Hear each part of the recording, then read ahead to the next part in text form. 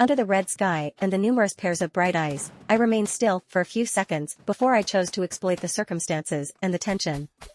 I threw the bottle high in the air and in their direction, and of course, they froze, watching the container and expecting an occurrence, while I ran back inside the bar.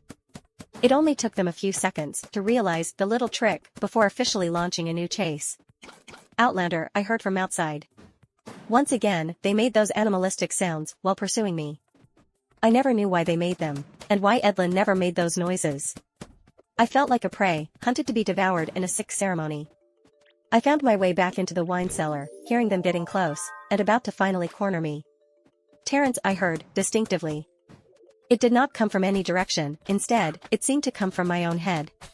"Terence. Can you hear me?" I heard more clearly. The voice, the tone, they did not leave much room for mistakes. It was the voice of Edlin. "Edlin? Edlin, is that you?" I asked. "Listen very good, Terence, we don't have much time. They're close. I need you to do exactly what I'll tell you to do. But before, I want you to remove all the glowing sticks," she requested. "What?" "I won't see a thing without these," I said, right when the souls tore down the wine cellar's door. "Trust me.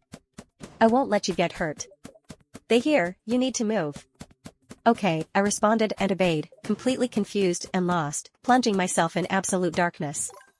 "Run," Edlin shouted.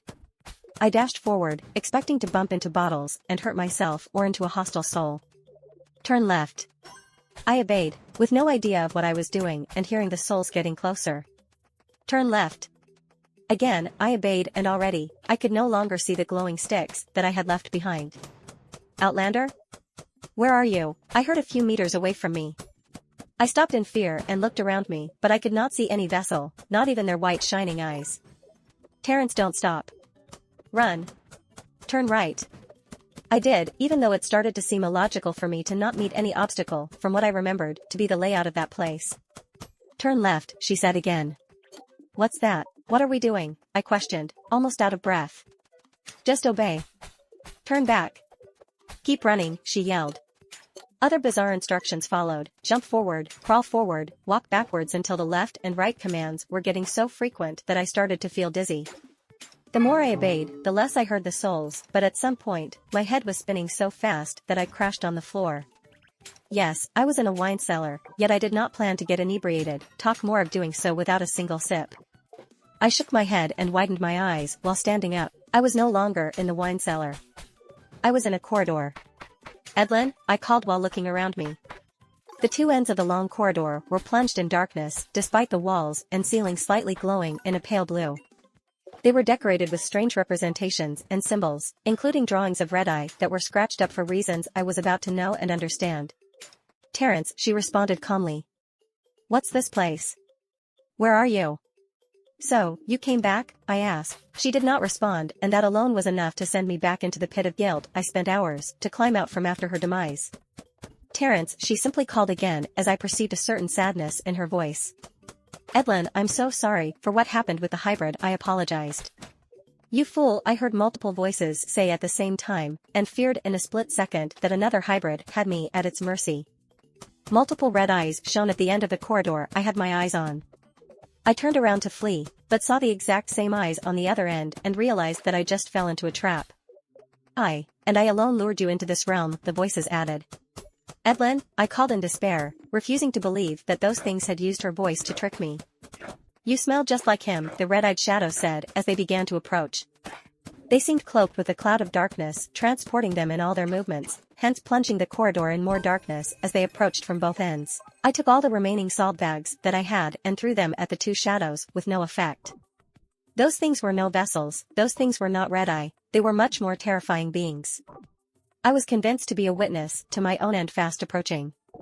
My heart pounding, my eyes hurting, I stood in the middle expecting to be torn to shreds, while goosebumps invaded my whole body as I could feel the absolute evil emanating from the two entities.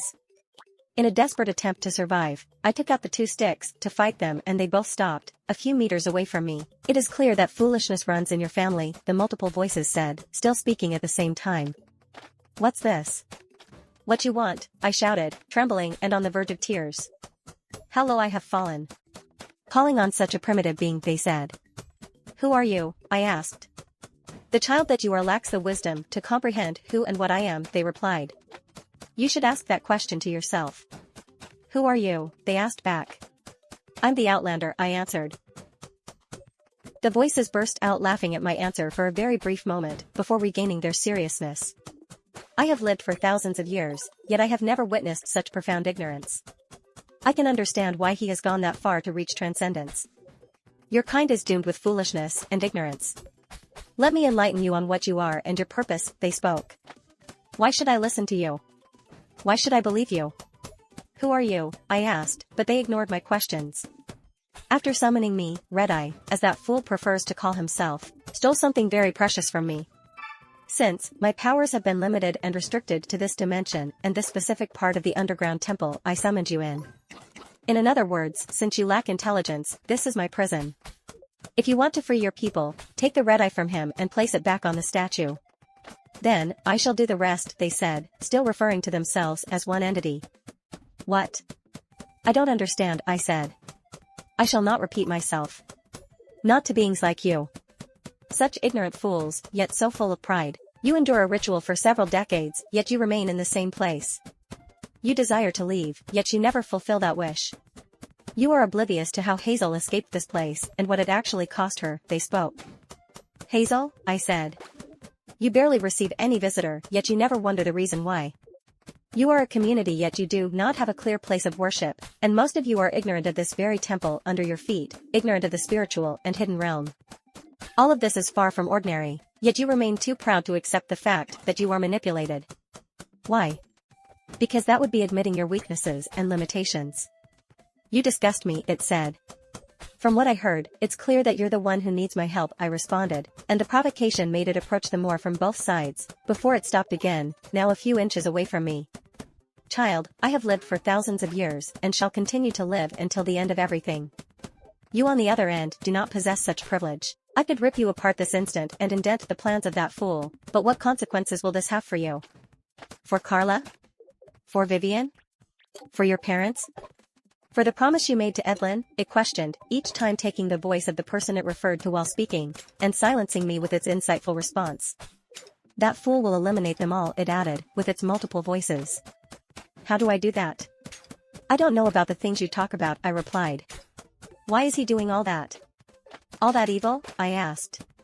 You will come to know when it is time. For now, you have an important meeting ahead, it said. The West Altar? I spoke, checking on the watch and saw that it had stopped at 3:41 p.m. We're still far from 9 p.m. There's still a lot of time left, I added. Ignorant fool. I already revealed to you that this place I inhabit is a different dimension where your rules do not apply.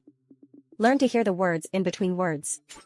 Remember what I have told you and fulfill your true purpose, it said while blinding me with its multiple red eyes that suddenly shone brighter.